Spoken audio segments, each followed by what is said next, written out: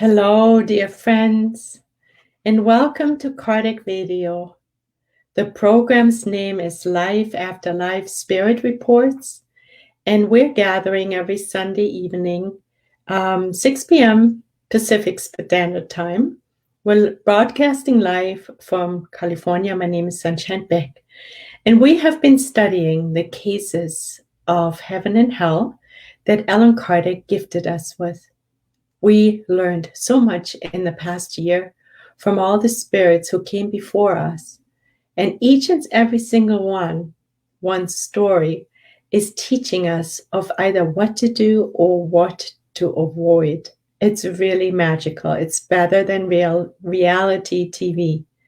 So today we are going to study another case of the last category that Allan Kardec presents us with. And that category is called earthly expiations. In the last few weeks, we've had some pretty extreme cases of spirits who've suffered severely due to the choices they made in their previous incarnations. But today, we're getting a little bit of a reprieve. And hopefully we have pen and paper ready, or our phones, our notes ready to take notes, because this particular case, it's Adelaide-Marguerite Gosse. She has lived a pretty exemplary life, and we want to copy her, right, friends? But before we get started, I invite you to open our study group with a little prayer. So if you can, please close your eyes and let us imagine that we have a mirror in front of our soul, in front of our hearts and minds.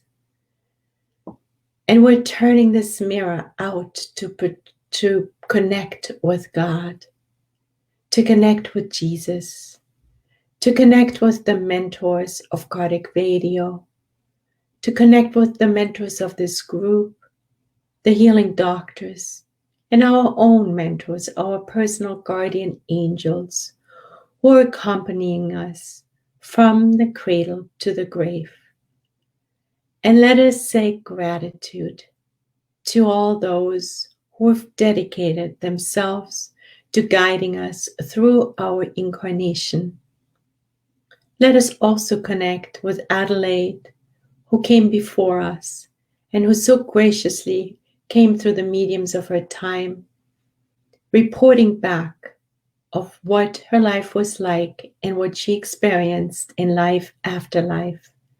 And let us also express our gratitude to Allan Kardec always, who has given us so much information due to his diligence. And as we keep the mirror of our souls, the mirror of our hearts and minds connected with God and all the spirits on high, we're envisioning how we're reflecting back their love, their guidance, their wisdom, their light, their charity, their patience with us. And as we're receiving these beautiful gifts at this very moment, we're reminded to share them with our brothers and sisters, so as we to fulfill the maxim that Jesus gifted us with: love God above all else, and your neighbors as yourself. And with this, we humbly ask for permission to begin tonight's study. And so be it. Thank you, dear friends. Thank you for joining. Please feel free to say hello. Flavia, dear friend, so nice to see you here. Thank you. So let us turn to Heaven and Hell, page 534. It's Adelaide-Marguerite Gosse. So she was a poor, humble maid from Normandy near Harfleur. At the age of 11, she went to work for some wealthy ranchers in the area. Some years later, the Seine flooded, which is the river going through Paris, and carried off and drowned all their animals. So the people she worked with, their farm was flooded and all the animals were lost. Other misfortunes followed, and the girls' employers fell into poverty. Adelaide identified with them in their misfortune, stifled the voice of selfishness, and listened only to her generous heart. Convinced them to accept 500 francs she had saved up. She then continued to work with them without pay. After her employers died, she devoted herself to their daughter, a penniless widow. She toiled in the fields and took her gains to the house. She got married and joined her efforts with those of her husband in order to support the poor woman, whom she still called her mistress. Her sublime self-denial continued for nearly half a century, 50 years. So let us recap. Who is Adelaide? Adelaide is a poor, humble maid. And she's compassionate. She shows compassion since she identifies with the misfortune of her bosses, of her mistress, who lost a lot, who had a lot of losses. She was selfless. She had a generous heart, and she worked without pay. She gave her personal savings to her mistress to help out, and then she devoted herself to the mistress's daughter, who was a poor widow. And then, if we want to summarize who she is, we can say she was someone who practiced what? What did she practice in summary? Of course, we can say charity. But in order for us to be charitable, we need to practice self-denial. Sublime self-denial is what Adelaide practiced for about 50 years of her life. She lived a charitable life, humble. She was not at all selfish or prideful. So we're taking notes, right? Because we want to learn from Adelaide. And tonight we're learning to be more humble, to be more compassionate, to be more selfless, to have a bigger heart for the misery of others, and in short, to practice more self-denial. Now, how can we do that? One thing we know, to get to know ourselves better, to see where we are personally at in practicing self-denial. St. Augustine helped us out. He recommended that we do what he used to do during his incarnation. And what was that? That was taking note at the end of the day of how he conducted himself during the day that he just completed, to do a nightly review before bedtime. So he would be able to see where he was compassionate, where he was Christ-like, where he practiced self-denial, but he would also realize where he wasn't quite yet at that level, where he needed self-improvement, where he needed to work more on his inner transformation, his moral development. And that is what we are invited to do as well, to get to know ourselves better, to see where am I at in all of this. Because as we will see in a minute, it will really help us. And by helping us, we're helping others. And by helping others, we're helping ourselves. It's the way to be if we really want to emulate Jesus as our guide and model. Jesus personified all of this effortlessly. And so for us tonight, we are reminded to practice more self-denial. So let us continue what happened to Adelaide. So The society, there's a certain society in France, did not forget this woman, so worthy of respect and admiration, and awarded her an honorary medal and some financial compensation. So someone recognized her efforts. The Masonic lodges of Havre added to this tribute and awarded her a small sum intended for her welfare. So these are the human accolades she received.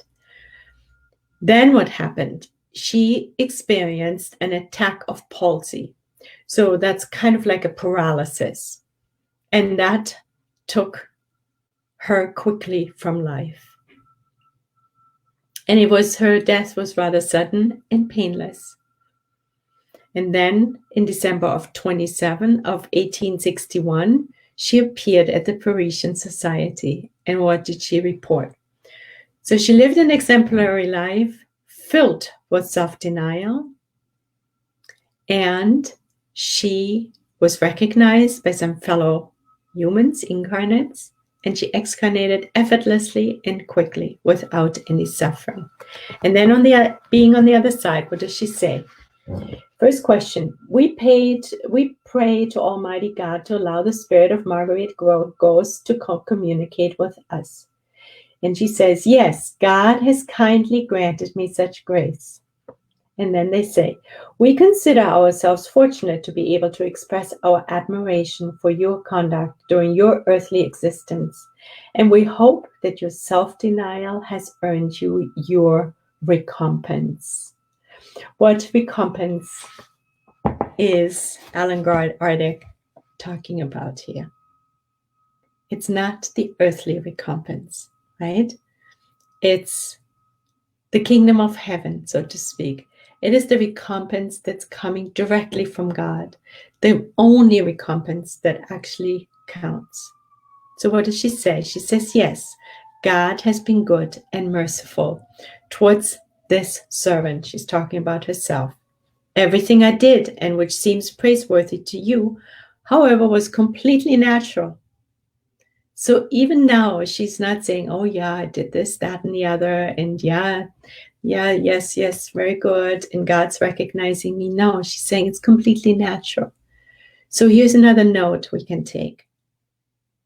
When we do the good, when we practice self-denial, do we really feel it's completely natural? Or is it a push? Is it a sacrifice? Are we rolling our eyes? Are we wishing we wouldn't have to do it, but then the conscience is pushing us? Or does it really feel natural? Like second nature. Of course we're helping. Of course we're having kind thoughts. Of course we're compassionate. So this is our goal, and we can ask ourselves, where am I at regarding that? So when we go to the gospel, according to Spiritism, chapter 13, do not let your left hand know what your right hand is doing. Allan Kardec gives us a few pointers towards recompense. He says, one must place oneself above humanity in order to renounce the satisfaction that seeks to be witnessed by others, and to wait for approval from God. So in other words, most of us, and this is another therapeutic moment, we can ask ourselves, where am I at? Do I want to be recognized for what I do? Do I want to be patted on the shoulder? Oh, great, sunshine, you've done that really well. Do we want to be seen and appreciated when we serve others? Or do we even want it when we just fulfill our duties already? Because we know charity begins where duty ends. Well, here we're learning that actually we are invited to raise our conscience, our point of view, our mind above humanity in order to renounce the satisfaction of wanting to be seen for what we're doing, of announcing it on social media. Look at me. Yes, we're invited to raise ourselves and get the long vision, the bifocal lenses that help us to stay connected to God. Because why? Because here he says, we need to be patient. We're invited to wait for the approval from God, which is the only approval we need and want. We don't want anyone else to clap their hands because of what we're doing. And now we'll also see why. So those who prefer others' approval, other incarnates' approval to God's approval, show that they have more faith in others than in God, and that the present life is worth more than the future life. So we're invited to have the long view. This incarnation is but a blink of an eye. If we look at the entire timeline, we've been around already, and we will be around. It's just one tiny little speck. So we're invited to not get stuck here, but to look beyond it, to see this is only one tiny step in our evolution. And yes, we're going to do the very best, and we're learning and we're practicing. And we need to get to know ourselves better so we can practice better. We know where we're at, right? So tonight we're invited to have faith, to have practiced faith in God, that whatever we're doing, may it be good or not so good, will be noticed by God. Then he says, those who seek their own glorification on earth because of the good they do have already been paid. God owes them nothing more. The only thing that remains for them to receive is punishment for their pride. Wow. So here now we're understanding even further why it doesn't serve us to look for praise, to look for glorification, to stop doing the good, because we don't get this glorification, because we don't feel recognized and appreciated. Why? Because then we've gotten already our recompense. And then there is nothing left that God can give us, because we have actually surrendered to pride. Because the reason why we want to be seen for how good we are is our pride. It's our selfishness. And we know when we're prideful and selfish, then we're actually not charitable. It can't be. It's either our heart is open or it's not. So it is important for us to be really aware of that, to surrender our pride, our desire to be seen, to be heard, to be glorified, to be praised. And we know why. And our Adelaide, she knew that. She didn't look for that. She even said it was just natural. And she didn't get any recompense during her earthly life. Yes, she got some organizations who at some point gave her some money. But that's not why she did that. During the actual work doing the good for the 50-some years, she practiced it. And that's a long time to be completely, to self-deny ourselves. She did not look for recompense. So let us continue. For our instruction, could you tell us the cause behind your humble condition while on earth? Yes, we want to know. She says, for 2 successive existences, I occupied a high-level position. It was easy for me to practice the good without sacrifice because I was rich.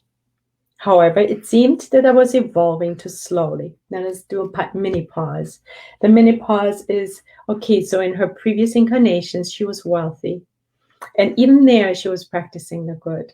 So for those of us, and I want to say we're all wealthy comparatively, we have a lot to give. The sacrifice is not really that great, right?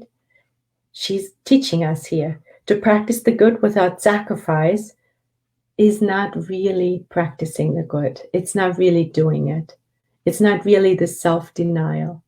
Self-denial kicks in when what we're giving is really of ourselves. She gave her savings even to her masters. That's pity. That's practicing self-denial. So she wasn't happy with her evolution as a result of being wealthy and giving because she was wealthy. It wasn't really sacrifice, she says. And that is why I asked to return in a more humble condition, in which I would have to struggle with privations. So this is something to note for ourselves. Note for ourselves, when we give the good, are there any privations involved? Or are we just giving what we don't need? Or are we just giving a little bit and here and there, and then we're tired and we stop? Or are we really being diligent and continuous? And are we depriving ourselves maybe of sleep, maybe of social life, maybe of some financial means, maybe of me time? It's one of those expressions. There's so many ways that we are invited to give of ourselves. I prepared myself for a long time, she admits. God upheld my courage, and so I was able to reach my intended goal thanks to the spiritual assistance he gave me. Beautiful. So she didn't feel she was doing enough of the good. She wasn't evolving fast enough. So she asked for a humble, poor incarnation where she would be able to practice the good with privations, our invitation. And as a result, she felt she was getting somewhere. And she also expresses her gratitude to the spiritual assistance she received during her incarnation and after. Next question for her. Have you seen your former employers, meaning her mistress? Please tell us what your position is in relation to them and if you still consider yourself as their subordinate. So Allan Kardec is wondering, now that you're in the spirit world, have you met them? Because they're discarnated as well. Have you seen them? And do you still, if you met them, do you still feel you're their mistress, that you're their subordinate? And she says, yes, I have seen them. They were present when I arrived. I must humbly confess that they considered me superior to themselves. Wow. So the mistress now, that family, were greeting her on the other side. They were right there when she appeared, when she entered the spirit life. And they thought that she was superior to them now. We're reminded again of the gospel. According to Spiritism, beautiful chapter, and the first shall be last, and the last shall be first. Chapter 22. There is a question that Allan Kardec asks at the end. It's by Erastus, the medium's guardian angel. And he says, by what signs do we recognize those who are on the righteous path? In other words, this lady, she was on the righteous path. And as a result, she appeared to be one of the last ones. She was not in any glorious position, not really recognized, very humble. She was a maid. But when she discarnated, it switched. Her mistress was looking up to her because she lived the righteous path. Now let us see what that means. We already wrote down it's important to be humble, to be compassionate, selfless, to have a generous heart, to practice self-denial. And she did that. And now we're getting a little bit more for our list so that we will be able to really every day check it off, do our nightly review and see, oh, am I on a righteous path? Because this is what Adelaide is teaching us of how we can be more successful in our incarnation. It's a beautiful opportunity for us to take note. So what is the righteous path?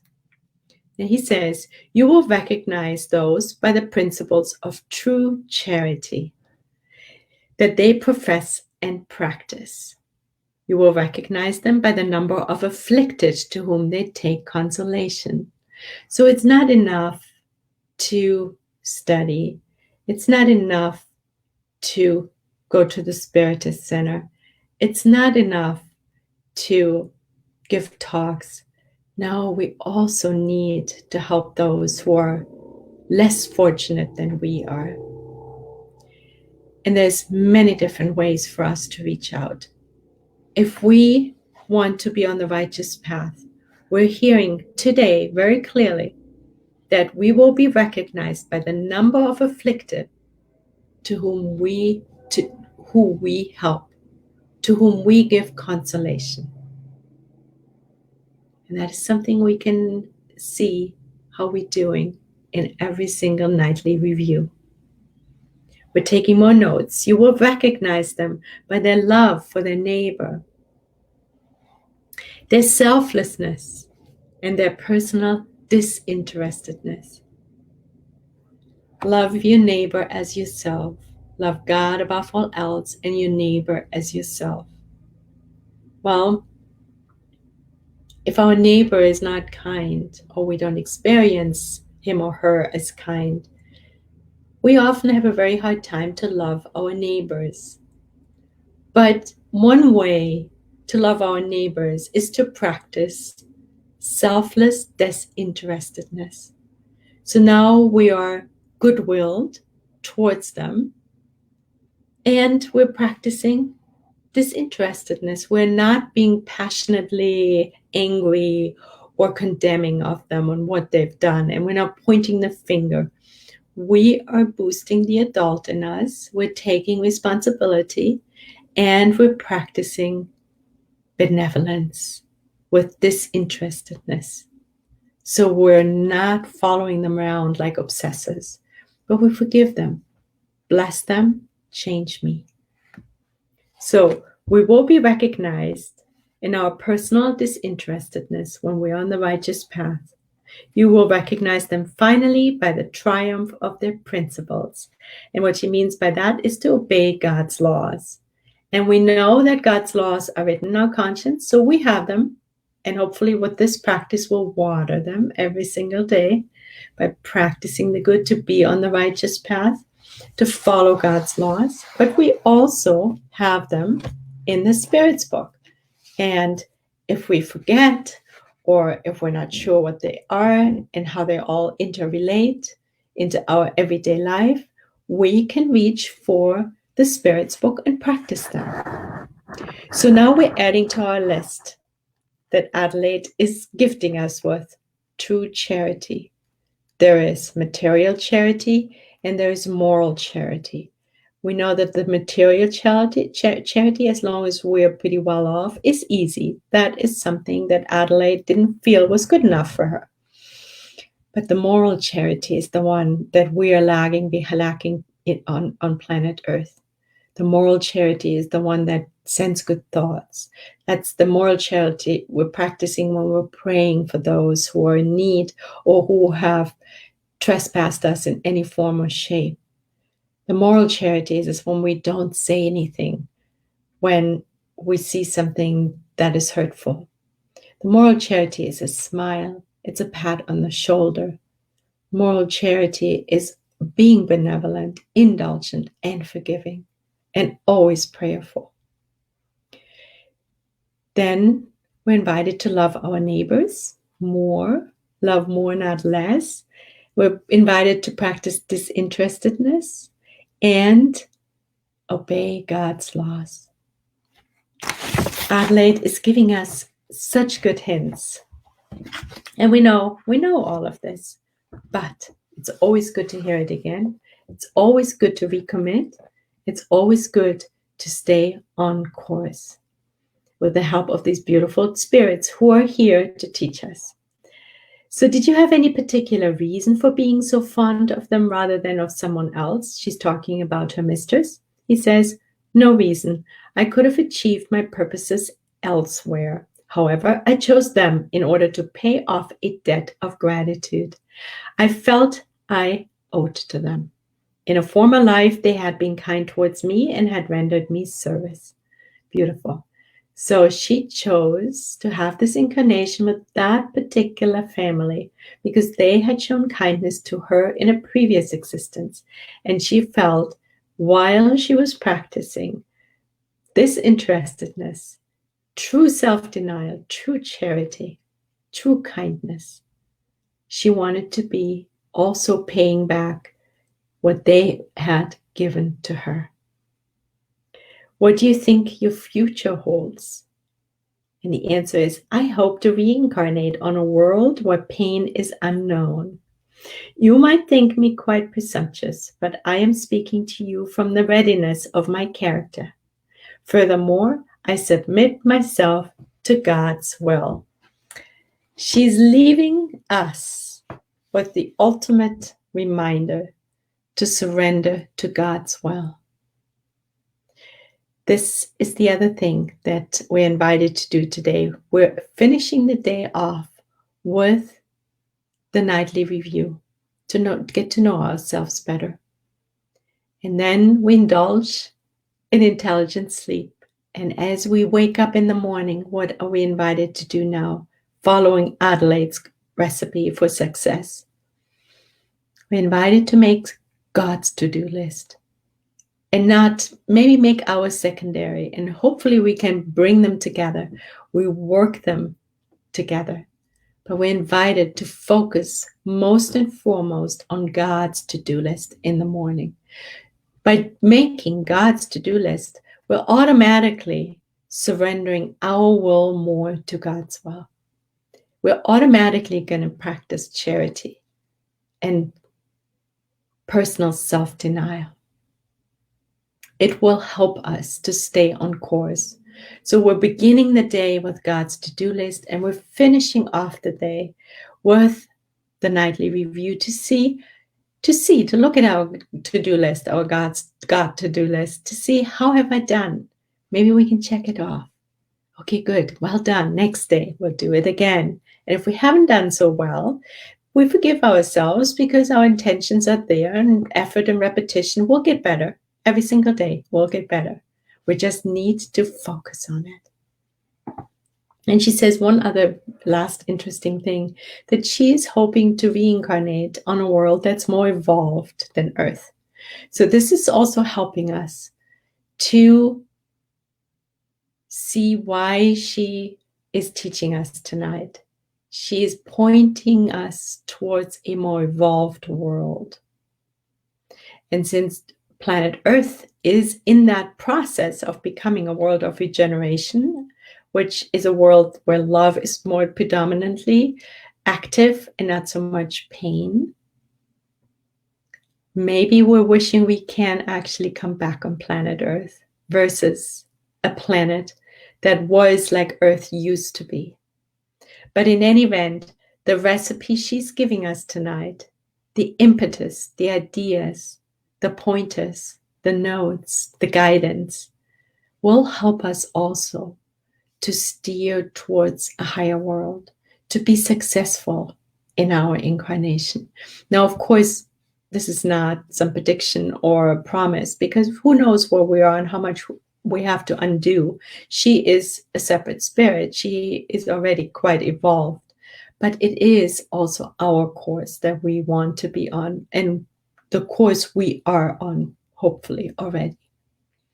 So this is the gift for tonight, dear friends. Thank you, Adelaide. And we will be closing our gathering with a prayer.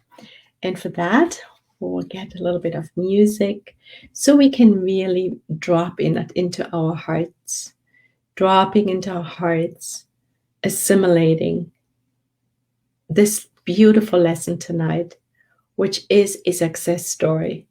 It is the most beautiful gift for us to so clearly see what we can do to be more successful.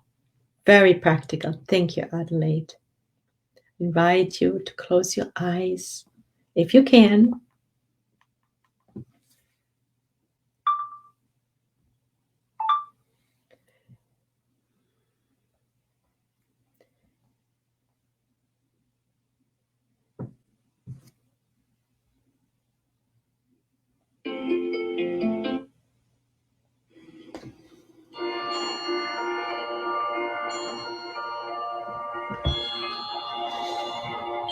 Let us take a deep breath.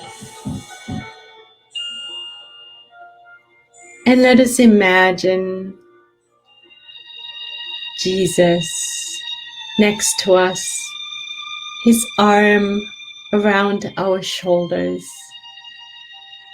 in approval, being so happy that we are spending this hour connecting with the truth, willing to learn of how we can become more charitable and practice more self-denial, making God's to-do list in the morning so as we be more focused on others who are in need more so than we are, and that we self-assess at the end of the day, seeing whether we have actually fulfilled our intentions and where we, through effort and repetition, will be boosted during the course of the next day. Thank you, God, for being so patient with us and to keep offering us guidance, support in so many different forms and shapes, to giving us this many opportunities to be helpful to our brothers and sisters. And tonight, we're reminded to practice in the week to come the beautiful maxim that Jesus gifted us with. Love God above all else and our neighbors as ourselves. Dear God, we will make an extra effort to be more giving and selfless. Thank you, Adelaide. Thank you, Allan Kardec. Thank you, dear mentors. And with this, we ask for permission to close tonight's gathering. And so be it. Thank you, dear friends. Thank you for joining. There's Adelaide. Thank you so much for this, for being here. And yeah, thank you. The message is so inspiring for all of us, isn't it? And I know we've heard it before, but it's always good to be together and to boosting our desire to do the good, right? And then there is Maria, Claudia. Thank you, dear friend, for joining. Carol, dear friend, thank you so much for being here. Nora Brazil, dear friend, thank you for being here. Flavia and Estella. And I think there's a few more, but if I don't see you, please feel embraced, feel loved. And thank you so much for joining me in this precious lesson tonight by Adelaide. And so, God willing, we will see each other again next week, same time, with another earthly expiation case. God bless you. Good night.